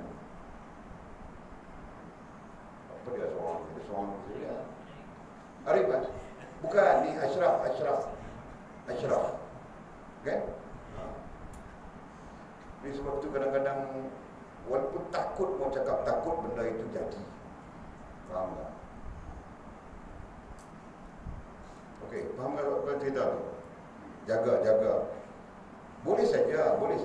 Kalau kamu mau tak mau ambil ilmu, berarti saya tidak mau ambil ilmu daripada wali. Putuskan sanad itu. Boleh. Tidak perlu kita nak derhaka begitu. Sebab derhaka itu termasuk di dalam jumlah guru adab dengan guru, dan di sana sanad itu kita kata terkesan kepada sanad. Yang terbaik adalah saya nak berhenti daripada mengambil ilmu. Jadi guru pun akan usul dia panggil usul membatalkan sanad.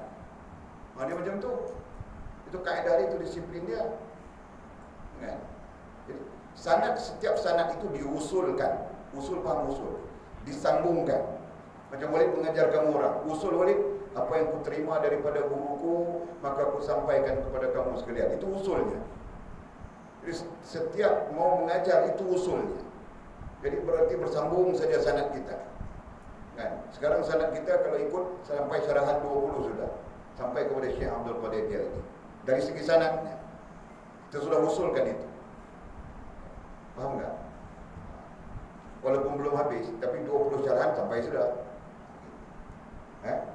Jadi kita boleh membatalkan usul itu. Boleh. Terang. Misalnya tak mau, tak minat dan sebagainya, jadi Wahabi ke macam mana ni. Jadi kita batalkan usul itu. Berarti dia akan free daripada kepalanya. Dengan izin Allah, dalam kepalanya akan kosong semua ilmu yang kita ajarkan. Faham tak? Itu bercara. Dan boleh belajar semua. Boleh sudah belajar kaedah menjadi guru. Boleh belajar menjadi murid. Dan selepas tahap murid dia ada tahap guru. Boleh sudah belajar kaedah menjadi guru. Maka kami diajar salah satunya adalah bagaimana mengusulkan dan bagaimana membatalkan usul. Faham? Boleh saja dengan izin Allah. Jadi ada doanya, ada apa semua, batalkan saja usul. Kamu orang besok bingung, tidak tahu apa yang kamu orang belajar. Jangan jadi macam itu.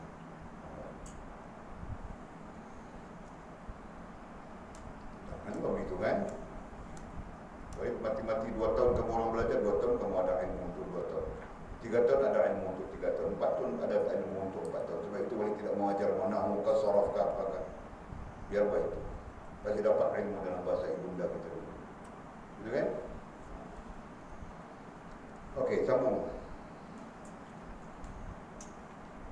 Imam Syafi'i berkata, Imam Syafi'i, imam mazhab kita. Walaupun Wahabi bilang tidak perlu mazhab-mazhab, dia sendiri mewujudkan mazhab. Oh, tidak boleh mazhab-mazhab ini sesat. Jadi orang mengikut dia, mazhab dia. Kan? Jadi kita ada. Mazhab kita adalah Imam Syafi'i. Mazhab Syafi'i, kita mengikut Imam Syafi'i, tabi' Imam Syafi'i, dan Imam Syafi'i mengikut Rasulullah SAW. Oleh kerana kita tidak alim, kerana kita tidak tahu, kerana kita penuh dengan ketidaktahuan, maka kita ikut orang yang tahu. Pada sisi kita, orang yang tahu adalah Imam Syafi'i rahimahullah. Apa katanya? Aku berhati-hati membelek helaian kertas di hadapan Imam Malik. Ketika dia membelek helaian kertas, artinya tengok kitab kan? Membelek helaian kertas itu maksudnya tengok kitab, tabit kitab, itu maksudnya. Di hadapan Imam Malik. Siapa Imam Malik? Gurunya kepada Imam Syafi'i rahimahullah ta'ala. Jadi Imam Malik itu guru kepada Imam Syafi'i. Supaya dia tidak mendengar bunyinya. Masya Allah. Ini menghormati gurunya sampai begitu. Imam Syafi'i menghormati gurunya Imam Malik. Ada lagi riwayat dalam kitab-kitab besar. Dalam dalam Tabaqat Imam Syafi'i rahimahullah ta'ala diceritakan menghormati gurunya oleh Imam Syafi'i sampai dia berjalan di depan guru tidak dengar dia berjalan. Dia menjaga bunyi kasutnya, bunyi mungkin tidak tahu apa yang mempengaruhi jalan itu berbunyi.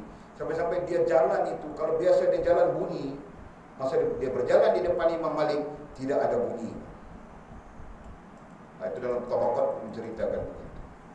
Hormatnya dia kepada Imam Malik rahimahullah ta'ala. Masya Allah.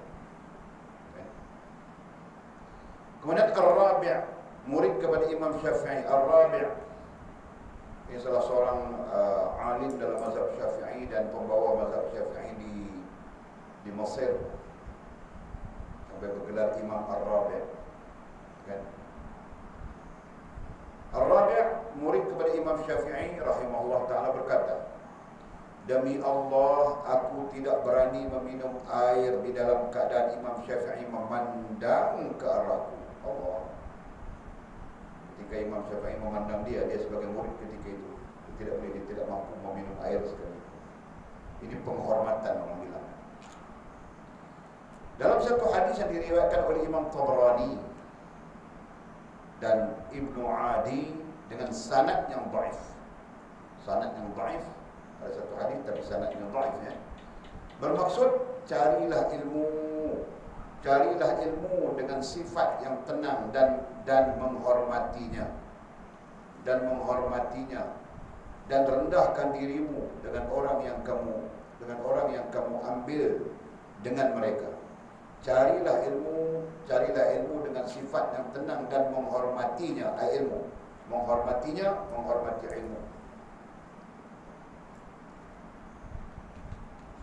Dan rendahkan dirimu dalam bahasa Arab bilang tawadhu, kan? Rendahkan dirimu dalam bahasa Arab bilang tawadhu dengan orang yang kamu ambil dengan mereka ilmu. Walaupun hadis ini dhaif, tapi boleh dijadikan sebagai amalan kan? Karena dia ada akhlakul karimah, adabul karimah di situ. Ada adab yang baik. Nah, habis sudah kita di situ, lihat sedikit lagi bawah. Jadi hormatilah majlis ulama dan ketahuilah kemuliaan hukama. Ketahui, ambil tahu, belajar. Ada kemuliaan ulama dan hukama. Dan jangan lupa untuk membalas setiap kebaikan yang engkau perolehi daripada orang yang melakukan kebaikan kepadamu. Jangan lupa membalas setiap kebaikan. Dari cara mana? Macam-macam cara. Sampai kita diajar berdoa, kan? Kita tidak mampu membalas kebaikan orang, kita berdoa kepada orang. Itu diajar oleh Nabi SAW. Kita berdoa saja, bukan rugi. Yang penting kau membalas setiap kebaikan yang kau perolehi daripada orang yang melakukan kebaikan kepadamu. Kan? Isteri melakukan kebaikan kepadamu, balas kebaikan isteri. Suami melakukan kebaikan kepada isteri nantinya, balas kebaikannya. Itu kan? Kau jangan pandang dia tidak baik saja. Itu sikit punya hal kau pandang tidak baik saja dia. Itu juga istrimu nanti, sikit punya hal kau pandang tidak baik saja. Kan? Jadi balas kebaikan itu. Okay. Okey. Sekiranya engkau tidak mampu, maka berdoalah untuknya. Nah, ini sebenarnya hadis Nabi. Nasihat daripada Imam Abdul Haris Muhasibi ini sebenarnya datang daripada hadis Nabi SAW. Ya, sekiranya engkau tidak mampu, maka berdoalah untuknya. Berdoalah kebaikan kepadanya. Dan tidaklah bermakna berdoa itu sebagai satu prioriti, sebagai satu keutamaan. Keutamaannya adalah kau membalas kebaikan-kebaikan itu. Berdoa itu menyusul. Jadi kau tidak mau membalas kebaikan, cukup kau doa saja, itu kau bakhil namanya. Kau kedekut di sisi Allah SWT. Jelas kan? Berpalinglah daripada orang yang jahil. Berpalinglah. Dengan maksud jangan kau ikuti. Berpalinglah jangan kau ikuti orang yang jahil. Dia tahu sudah dia jahil, kau mau ikut juga, gitu kan? Tahu sudah dia bodoh, kau mau ikut juga orang bodoh buat apa? Gitu. Itu maksudnya. Jelas kan? Jangan ikut orang yang alim, ikut orang yang tahu, gitu. Jadi berpalinglah. Apa tauhid orang?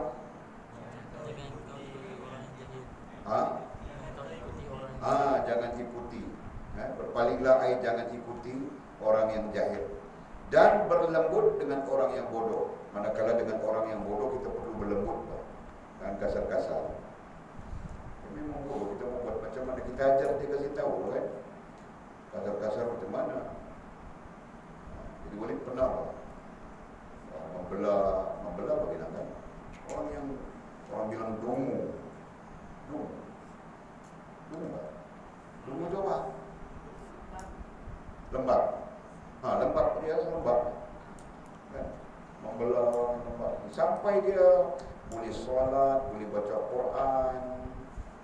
Rupa-rupanya apabila dia boleh solat, dia boleh baca Quran, orang-orang yang selama ini tidak pernah yang tidak suka kepada dia lebih teruk dari dia lagi. Boleh pun panggil satu hari, panggil buat kenduri, cerita masa boleh tinggal di Koping.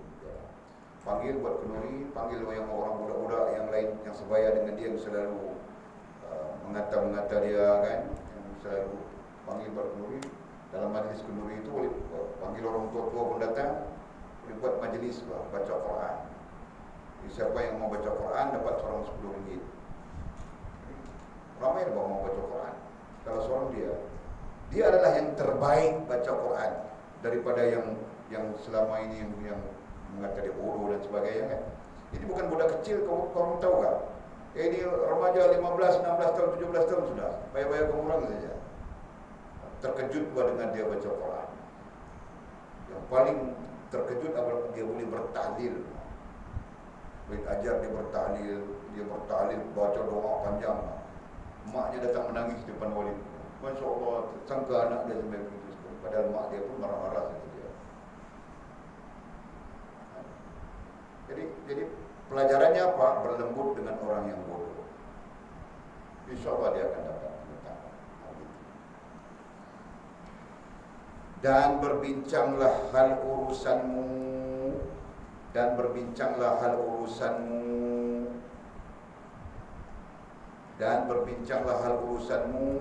Babitnya urusan dunia maupun akhirat. Dan berbincanglah urusanmu, dunia maupun akhirat, dunia atau akhirat, dengan orang-orang yang takutkan Allah Subhanahu wa ta'ala. Jadi kamu bincang urusan duniamu, kau bincang dengan orang yang ada takut kepada Allah. Kamu bincang urusan akhiratmu pun kau perlu berbincang dengan orang yang takut kepada Allah. Jangan berbincang urusan duniamu dengan orang yang tidak takut kepada Allah. Dia akan mengajakmu kepada kezaliman, kejahatan dan sebagainya. Jangan kau bincang urusan akhiratmu dengan orang yang tidak takut kepada Allah. Dia akan menutup mata hatimu daripada memandang Allah Subhanahu wa ta'ala. Itu penjelasan. Kan? Kau berbincang soal akhirat, kau bincang dengan orang yang tidak takut kepada Allah. Alamak, apa kita mau sembahyang-sembahyang, belajar-belajar, Pak. Jangan maju, kita mampu ketom dulu, Pak. Itu caranya kan?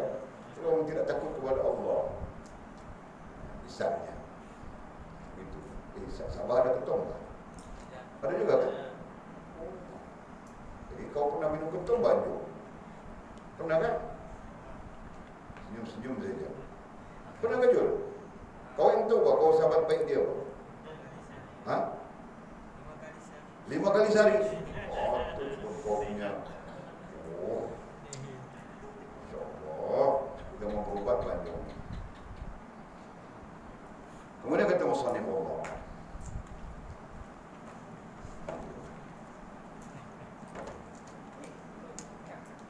Okey.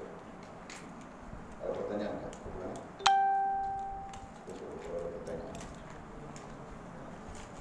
Mau balik tengok ke hijab rebus masak dulu. Hijab rebus dengan supaya goreng. Ada lagi.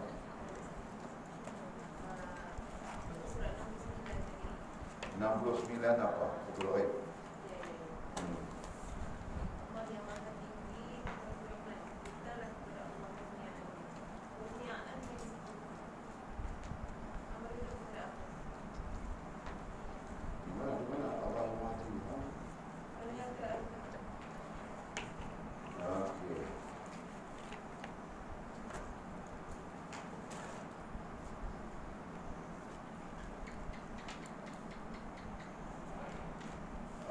Dengan itulah Allah yang Maha Tinggi berfirman, mintalah kepada Allah kurniaannya. Itu kan, kurniaan ini lebih menjurus kepada perkara-perkara yang membaikkan urusan kita dengan Allah Subhanahu Wa Taala. Itu maksud. Jadi kalau spesifik perkataan kurniaan adalah perkara-perkara yang membaikkan urusan kita, membaguskan urusan kita, menghubungkan kita dengan Allah Subhanahu Wa Taala. Jadi ini bermaksud, ya Allah terimalah diriku, ya Allah ampunkanlah dosaku. Itu makna kurniaan. Ya Allah berilah aku rezeki yang menjadikan aku taat dan patuh kepadamu. Itu maksud kurniaan. Jelas kan? Habis. Bismillahirrahmanirrahim. Alhamdulillahirabbil alamin wassalatu wassalamu ala mursalin sayyidina Maulana Muhammad wa ala alihi washabbihi ajma'in. Allahumma iftah lana fi kulli 'alamin wa qina fahman nabiyyin wa ja'alna min ibadika as-salihin. Allahumma ihdina as-siratal mustaqim. Siratal ladzina an'amta 'alaihim minan nabiyyin was-siddiqin wasyuhada'i was-salihin. Allahumma rabbana iftah bainana wa baina qaumina bil haqqi wa anta khairul fatihin. Allahumma a'inna 'ala dhikrika wa syukrika wa husni ibadatik. Allahumma faqihna fid din wa 'allimna at-ta'wil. اللهم فقهنا في الدين وعلمنا التأويل. اللهم فقهنا في الدين وعلمنا التأويل. وصلى الله على سيدنا محمد وعلى آله وصحبه وبارك وسلم. والحمد لله رب العالمين. تقبل الله منا. استغفر الله.